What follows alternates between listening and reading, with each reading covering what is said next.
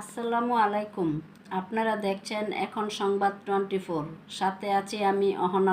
৩০০ fit সড়ক সংলগ্ন এলাকায় সৃষ্ট বর্জ্য অপসারণ কার্যক্রমে বিএনপি।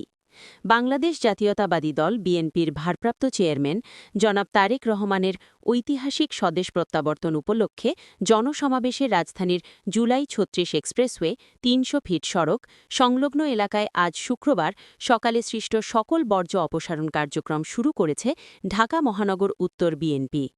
এ সময় ঢাকা মহানগর উত্তর বিএনপির আহ্বায়ক আমিনুল হক নিজেই বর্জ্য অপসারণ কার্যক্রম কাজে নেমে পড়েন।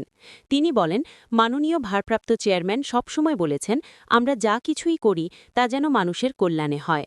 সামাজিক দায়বদ্ধতা থেকেই বিএনপি এ ধরনের কার্যক্রম করছে বলে জানান বিএনপি নেতা আমিনুল হক। ২৬শে ডিসেম্বর শুক্রবার সকাল। যে মানুষের সামাজিক যে মূল্যবোধগুলো নিয়ে কাজ করে, মানুষের যে সামাজিক উন্নয়নগুলো নিয়ে কাজ করে, এবং আমরা দলীয় সকল নেতাকর্মীরা আমাদের প্রিয় নেতার যে নির্দেশনা রয়েছে, আমরা যা কিছু করব সবই যাতে সাধারণ মানুষের দেশের জনগণের জন্য হয়, সে লক্ষ্য নিয়ে গতকালকের যে জনসমুদ্র আপনারা দেখেছেন, সেই সাথে সাথে রাতের বেলায় তার নির্দেশনায় আমরা আজকের এই ৩০০ ফিটের যে রাস্তায় যে ময়লা স্তূপ হয়েছে, সেই রাস্তাগুলো পরিষ্কার করার জন্য আমাদের সকল দলীয় নেতাকর্মীরা ইতিমধ্যে রাস্তা নেমে পড়েছে। আজকে সারাদিন ব্যাপী এই ৩০০ ফিটের পুরো রাস্তাটি পরিষ্কার করা হবে ইনশাআল্লাহ। এবং